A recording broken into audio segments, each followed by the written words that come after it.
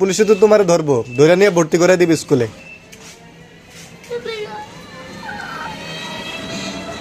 কারণ তোমার তো এখন পড়াশোনার বয়স, তুমি তো আসলে কাজ করতে পারো না। তুমি এখন পড়াশোনা করবে, তোমার সামনে অনেক ভালো একটা ভবিষ্যৎ আছে। তোমার কিছু বলার আছে? কেন স্কুলে পড়বা না? তোমার সাথে বন্ধু বান্ধব স্কুলে পড়ে না? ওরা কাম করে? কে কইছে ওরা কাম করে? তুমি এত অল্প বয়সে এখানে কেন আসছো? তুমি পড়াশোনা করো না? কেন করো না?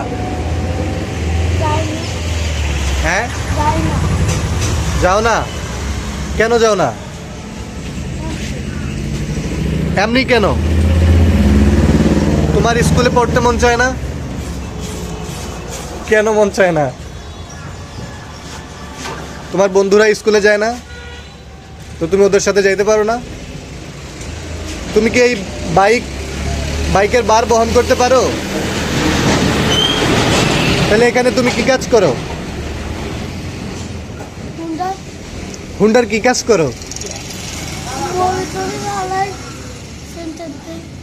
চেইন টাইট দাও, এগুলো দিতে পারো? তাইলে পরে আমার এই বাইকটার ওই যে সামনের এই ইয়াটা খুললা দেখাও তো দেখি। সামনের টাঙ্কিটা খুললা দেখাও তো। হ্যাঁ, খোলো।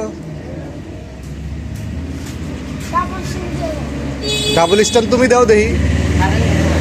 হ্যাঁ, তুমি ডাবল স্ট্যান্ড দিতে পারো না? ডাবল স্ট্যান্ড না দিতে পারলে বাইকের কাজ কিভাবে করো কও? তোমার আব্বু আম্মু কিছু কয় না এই যে তুমি এখানে কাজ করো?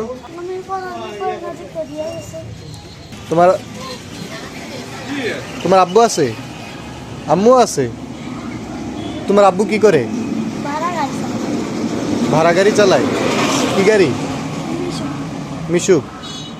তোমার তো আসলে কাজের বয়স হয় নাই, তুমি একদম ছোট। তোমার বয়স কত? 11 বছর। 11 বছর বয়সে একটা বাচ্চা কাজ করতে পারে? তুমি কাজ করতে পারো? ভাল লাগে কাজ করতে?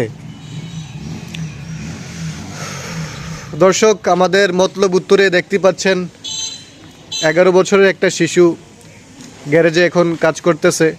আসলে যদিও তার বয়সের সাথে এই কাজটা সামঞ্জস্যপূর্ণ না, আসলে এখন তার লেখাপড়ার বয়স।